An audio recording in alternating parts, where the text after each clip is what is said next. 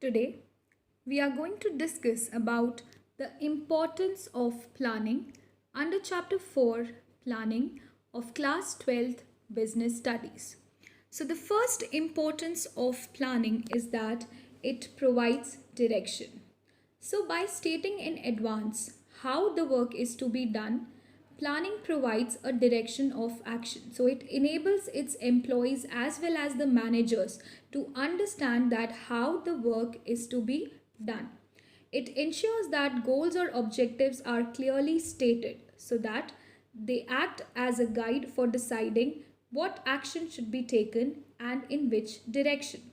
If the goals are well defined, employees are aware of what the organization has to do and what they must do to achieve those goals. So, you know that the first step is the setting up of objectives.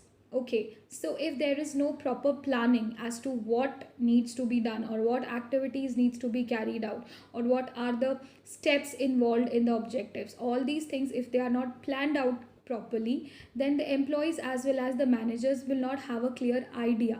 They will not have a clear picture as to that what is to be done by them or what are the functions which needs to be carried out by them. So when in an organization or in an enterprise there is a proper planning, then it actually paves the way for both the employees and the management to do the activities in a well orderly manner so as to achieve all the organizational objectives. And so if the objectives and goals are clearly stated under the plan, if they are properly planned and clearly and definitely stated, it will act as a guiding light towards all the employees to work in unified manner. Departments and individuals in the organization are able to work in coordination. So, if there is a proper planning, if the objectives are set up very nicely, then all the departments as well as the people who are working within those departments will work in a very cooperative and coordinated manner. But what will happen if there is no proper planning set up in the organization?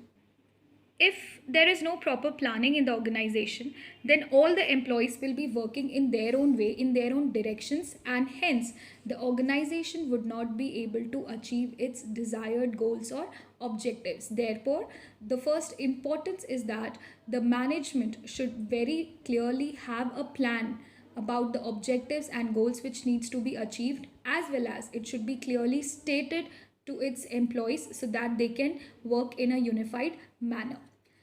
The next importance is that it reduces the risk of uncertainties. So when you know that the business consists of lot of uncertainties and risk, and obviously success comes to those who are ready to intake the risk and uncertainties. So planning is an activity which enables the managers to look ahead and anticipate the changes, even though they are not able to identify the changes completely. But with the proper planning, it helps the managers to somewhat anticipate or identify that yes, these are the changes which may occur. So by deciding in advance the task to be performed, planning shows the way to deal with changes and uncertain level. Changes or events cannot be eliminated, but they can be anticipated and managerial response to them can be developed. So it is said that you cannot stop the changes from being occurring in the organization. Changes are definite to occur. Competitions are definite to be faced. So if there is a proper planning, you will be definitely prepared to face those challenges, to face those changes. And even though you are not able to completely stand with the change, at least planning will help you to somewhat adjust to the changes, and it will give you the time to let yourself or let your business have a proper and worthy standing in the business. So to some extent, planning also helps to cope up or to reduce the risk of uncertainties which may occur in the business. The third importance is that planning reduces overlapping and wasteful activities. Overlapping means duplication of work. So planning serves as the basis of coordinating the activities and efforts of different divisions, departments, and individuals. It helps in avoiding confusion and misunderstanding. So if there is a proper planning, all the work is assigned to all the employees. Everybody is completely aware as to what things they have to do, and hence there is no confusion. There is complete avoidance of confusion and misunderstanding, because the efforts or the works are completely divided amongst various divisions and departments, and all the employees know what they have to do. So, planning ensures clarity in thought and action. Work is carried on smoothly without interruption, unless and redundant activities are minimized or eliminated. It is easier to detect insufficiencies, inefficiencies, and take corrective measures to deal with them.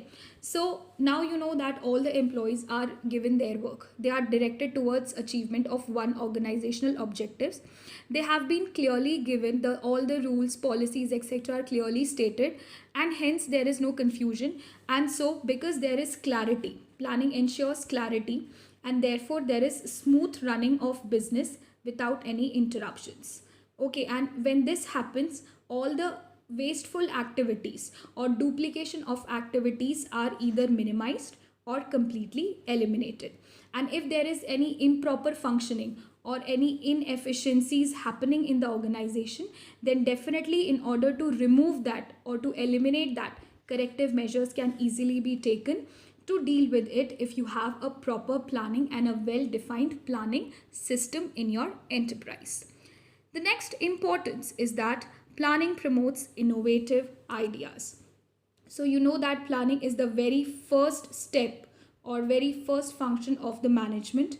New ideas can take the shape of concrete plans. So if tomorrow one of my employee comes out with a very innovative idea, with a very good idea, good technique, so when as a top level management, when I'm planning out my objectives and goals, I can use his idea, I can use his innovative technique, and which will help my plans to be converted from plans into actions. So it also paves a way for creation of new innovative ideas. It is the most challenging activity for the management, as it guides all the future actions leading to the growth or the prosperity of the business. So here it's stated that planning is definitely the very important as well as one of the difficult tasks as far as management is concerned, because based on this, all the actions, all the activities and the functions of the business is carried out. And if your plan is a super failure, or if the plans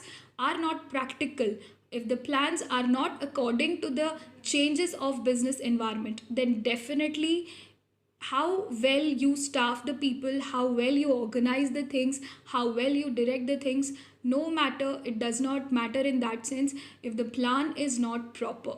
So it should be taken care of that innovative ideas are promoted in the planning, as well as it is also one of the most challenging activities of management, because only a good and a proper plan will lead to a very good future of the enterprise, and it will also lead them to grow and prosper.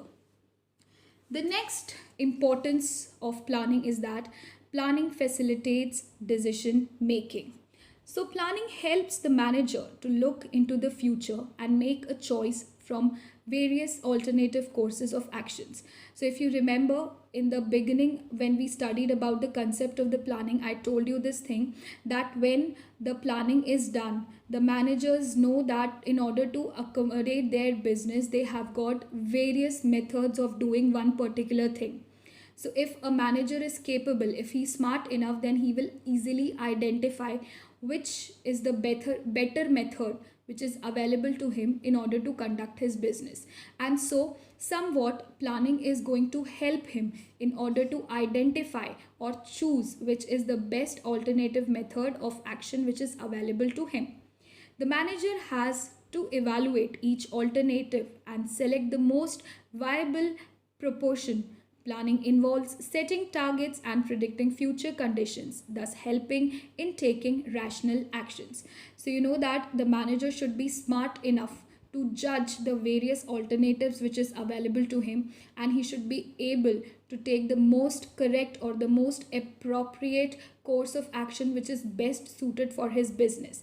And thus planning as a manager is involved, the planning also involves setting up of target, which means setting up of goals and objectives.